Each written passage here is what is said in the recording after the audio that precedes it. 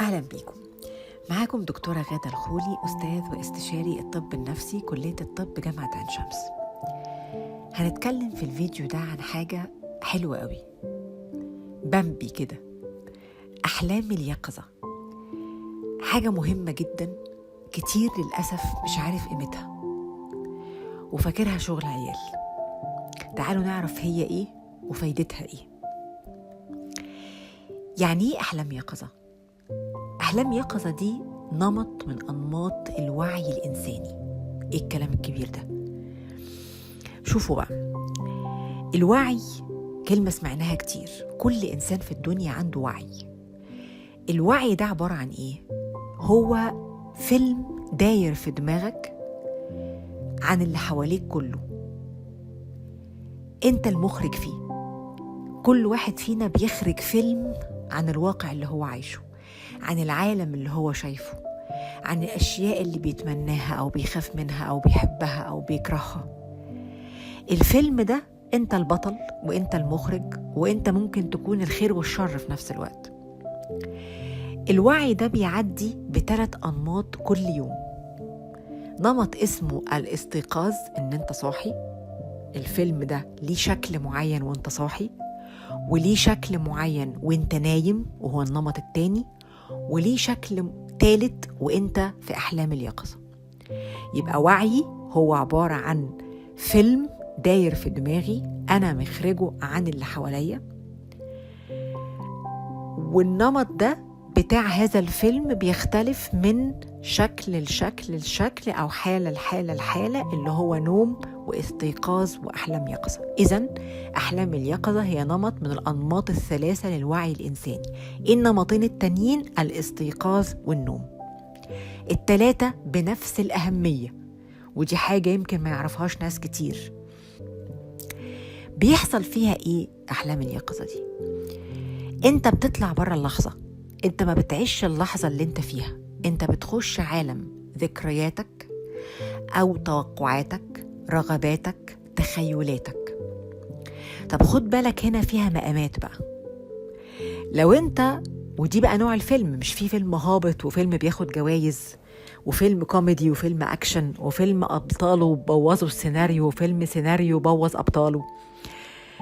هنا اللي طول الوقت أحلام اليقظة بتاعته في ذكرياته وتوقعاته حاجة، واللي في رغباته وتخيلاته وأهدافه وشغفه ده حاجة تانية. طبعا الأخير ده أفضل، ده فيلم جوائز. الأولاني ده فيلم الجمهور عايز كده. بتحصل إمتى أحلام اليقظة؟ إحنا قلنا إنها نمط من أنماط الوعي. معروف إحنا بننام إمتى، المفروض يعني ننام إمتى، ننام بالليل، ومفروض بنصحى الصبح. طب أحلام اليقظة دي ليها وقت معين؟ بتحصل غالبا وانت لوحدك، ولو انت مش عارف تبقى لوحدك، انت بتقصد تبقى لوحدك او تكون لوحدك في وسط الناس عشان تعملها، لانها زي ما قلت لكم لازم تتعمل. او مسترخي قاعد على البحر مثلا، او بتعمل حاجة مملة. احلام اليقظة بتحلى قوي لما نيجي نذاكر. او حاجة روتينية، اللي هو حد مثلا بيبقى بيعمل حاجة في البيت، سايق عربيته للأسف ساعات ممكن، طبعا دي خطر، ولكن بتحصل ساعات لما هكون حد رايح جاي سواقة كتير في نفس الطريق، أو وانت على وشك النوم، يعني بدأت تنعس. طيب بتحصل لمين؟ لسه بقى بنقول إنها نمط من أنماط الوعي ال3، يبقى هتحصل لكل الناس، مش مراهقة زي ما احنا متخيلين، ولا أصل احنا صغيرين وكبرنا. هي بتقل بالسن. ليه؟ لأن احنا قلنا النوع الرائع اللي هو الفخم منها بيكون على التخيلات وعلى الأحلام وعلى الرغبات، ودي مفروض بتحققها بالسن، بتقل. لو لقيتها بتزيد بالسن يبقى أنت من النوع الأول اللي هو بيقعد يندب في أحلام اليقظة، يجيب ذكرياته ويجيب توقعاته، يهري وينكت في علاقاته، يعيد الحاجة مرة و2 و3 في مخه.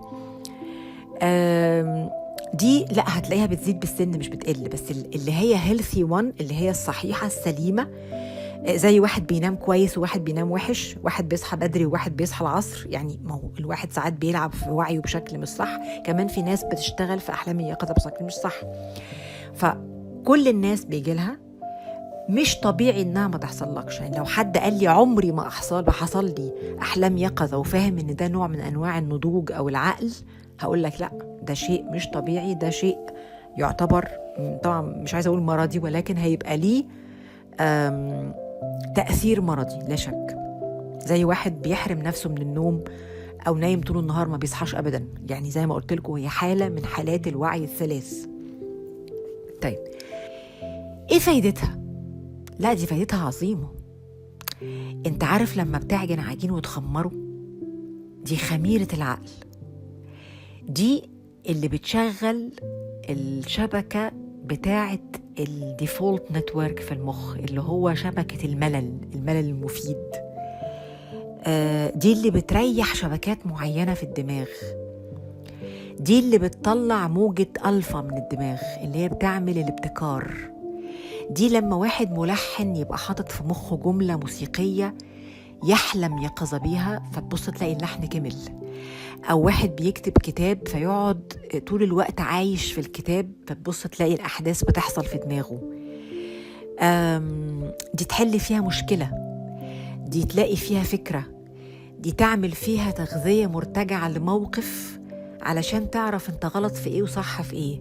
عارفين الممثل لما بيعمل بروفا أو بيسموها قعدة ترابيزة، اللي هم كل الممثلين بيقعدوا كأنهم بيمثلوا في المواقع بتاعة المسلسل أو بتاعة الفيلم عشان يشوفوا الانتر اكشنز أو التفاعل بينهم وبين بعض. انت بتعمل ده لوحدك لأنها حياتك انت، بروفا لحاجة هتحصل يمكن كمان 10 سنين، أو حاجة حصلت علشان تشوف انت كان مفروض تعملها ازاي، أو تتعلم من اللي انت عملته مش تندب فيه. تقيم علاقتك بالناس، تشوف العلاقة، تكلم الشخص وترد عليه بنفس الطريقة، زي اللي بيلعب لعبة فيها يعني لعبة جماعية لوحده عشان يفهم عدوه وصديقه، أو يفكر بدماغه فيعرف هيفكر ازاي. انت ممكن توجهها لحاجة معينة زي ما قلت لكم، لحن أو كتاب. فهي حاجة مهمة جدا جدا جدا لو عايزين نحطها كده في جملة: وضع الخطط وحل المشكلات. فتخيل انت لو ما عندكش أحلام يقظة يبقى لا عندك مشكلات، وبالتالي انت مش عايش، ولا عندك خطط، فانت مش مبسوط. لازم نفرقها زي ما قلت لكم، انه في منها فيلم هابط وفيلم بياخد جوائز، فلازم نفرقها عن الأفكار الأوتوماتيكية السخيفة اللي بتيجي في المخ. الفرق كبير، لأنه أحلام اليقظة أنت بتخشها بمزاجك، أنت بتبقى مبسوط، أنت بتبقى عايز محدش يقطعك لأنك مركز فيها واخداك. الأفكار التانية دي اللي هي كلها أفكار سيئة وغالبا بتتكلم عنك وعن حياتك وعن مستقبلك بشكل مظلم جدا، أنت ما بتبقاش حاببها وعايز تتخلص منها وبتطلب المساعدة فيها وعارف إنها عرقلة ومشكلة في حياتك. أو الوسواس اللي هو نمط معين أو شكل معين من الأفكار بيغزو تفكيرك، بيتكرر غصب عنك، بتبقى عارف إنه غلط وعارف إنه ملوش لازمة بس مش عارف تتخلص منه. فده فرق كبير بينها وبين أحلام اليقظة اللي هي حاجة كده زي الآيس كريم أو الفريسكا، أو حاجة رائعة يعني، لحظة رائعة. طبعا هذه اللحظات بتزيد في المراهقة، أيوة طبعا، لأنها بتبقى مش بتحصل بس في المراهقة، ولكن بتبان قوي في المراهقة، لأن المراهقة بتبقى عبارة عن انتقال من طفولة إلى يعني سن آخر، أو إلى شخص بقى بالغ مسؤول. الإنسان بيزيد همه بنفسه، بيبدأ يقعد معاها ويبدأ ينتقد اللي حواليه وينتقد روحه وينتقد العالم كله. فبتبقى الأحلام اليقظة هنا دي بالنسبة له حالة من حالات الوعي اللي يمكن أهم من النوم والاستيقاظ. يعني هو لو قعد لوحده طول النهار يكلم نفسه أحسن ما ينام كويس، أو يروح رحلة، أو إنه هو يصحى يروح مثلا مدرسة ولا كلية ولا. فدي بالنسبة له بتبقى حاجة لسه جديدة عليه، إنه هو عايز يعني مش جديدة عليه أحلام اليقظة، لا، احنا قلت لكم أحلام اليقظة موجودة في كل الأعمار وفي كل الناس، لكن جديدة عليه نفسه، جديدة عليه إنه يكتشفها، جديدة عليه إنه هو يبقى عنده القدرة على حاجة اسمها التفكير النقدي، فبتبقى فرصة هي بقى فسحة، فبتكتر قوي في الفترة دي. طيب، مهم قوي كمان إنها ما تعطلناش.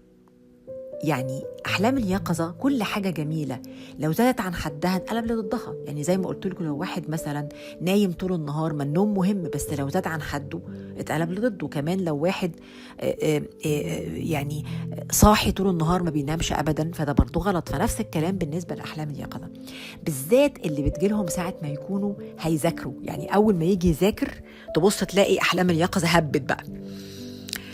لا، شوف هنا عندك حاجة من حاجتين. أول حاجة إن أنت تبقى عارف زي ما قلنا إنها غالباً بتيجي لو أنت بتعمل حاجة مملة أو روتينية. فلو أنت بتذاكر ولقيتها دايماً بتجيلك وأنت بتذاكر، اعرف إن طريقة المذاكرة بتاعتك مملة ومش هتوصل بيها الحل، وإن أنت بتتعامل مع المذاكرة على إنها يعني هدف في حد ذاتها. لا، المذاكرة مش هدف، المذاكرة هي عبارة عن مهمة الهدف. فأنا قاعد بعمل مهمة، لما أكون قاعد بعمل مهمة بيبقى طريقة المذاكرة بتاعتي فيها نوع من أنواع الإثارة أكتر شوية من إن أنا عمال أخلص مثلا المذكرة دي، ولا أخلص الكتاب، ولا هقرأ الشابتر، ولا لا لا لا لا، أنا قاعد بعمل ميشن، بعمل مهمة معينة. فأول حاجة إنك أنت تغير الطريقة اللي أنت بتذاكر بيها أو بتعمل بيها الشيء ده، علشان يعني مثلا لو أنت سايق افتح راديو، ركز مع الراديو، غني، اتكلم مع حد، طبعا لو انت عامل التليفون بلوتوث، بحيث انك انت تبقى مشغل الكونشنس شوية، ما تبقاش سارح قوي. طيب، ده لو انا اول حاجة لو انا بعمل حاجة وهي معطلاني. طبعا لو انا مش متعطل خلاص، هي حالة من حالات الوعي وعيشها تماما، ما فيش اي مشكلة خالص. طيب، يبقى اول حاجة هخلي الحاجة اللي بعملها فيها إثارة. طيب، ايه الحاجة التانية او ايه الطريقة التانية اللي ممكن ما تخلينيش تعطلني؟ ضفرها في الحاجة اللي بتعملها. بمعنى، انت دلوقتي حلم اليقظة بتاعك انك انت مثلا في الكلية، وانك انت مثلا بقيت شخص مهم، بقيت شخص غني، بقيت رحت مكان فلاني، سافرت.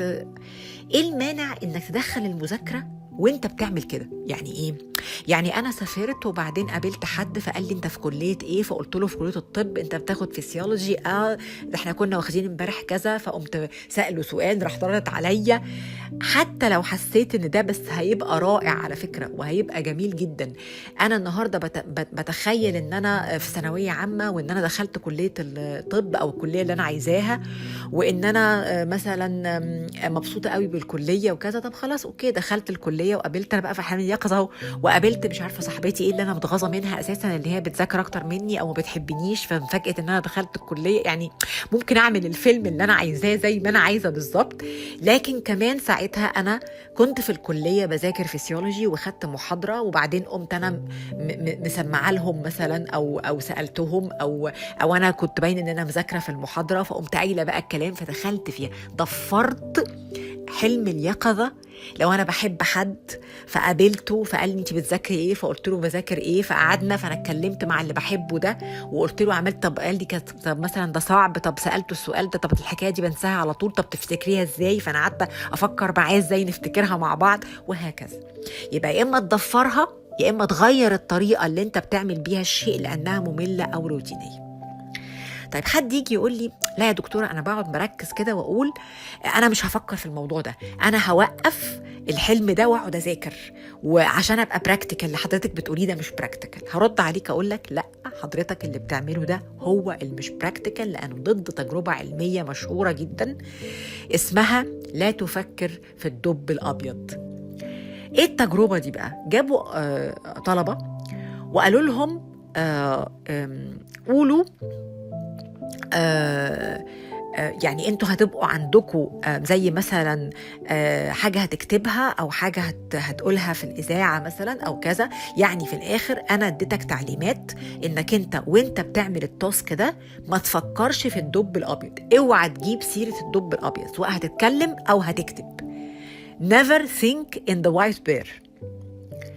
لقوا انه لما عملوا كده مع الطلبة كلهم جابوا سيرة الدب الأبيض يا إما بالكتابة يا إما بالكلام.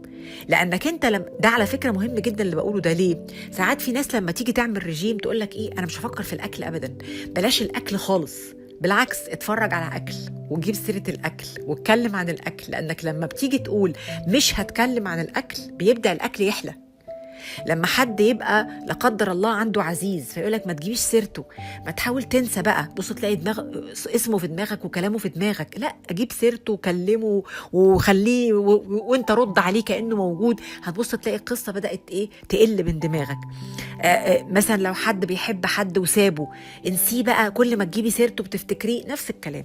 يبقى انا اوعى تجبر عقلك على انه ما تفكرش في الحاجة دي، اقعد ذاكر، شوف شغلك، مش عارفة هتبص تلاقي نفسك وانت قاعد تذاكر صورة الحاجة اللي انت كنت بتتخيلها بقت في كل صفحات الكتاب ومش هتعرف تركز خالص.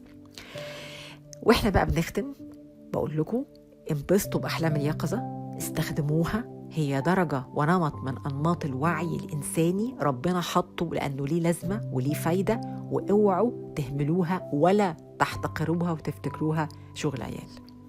أشوفكم في فيديو تاني إن شاء الله.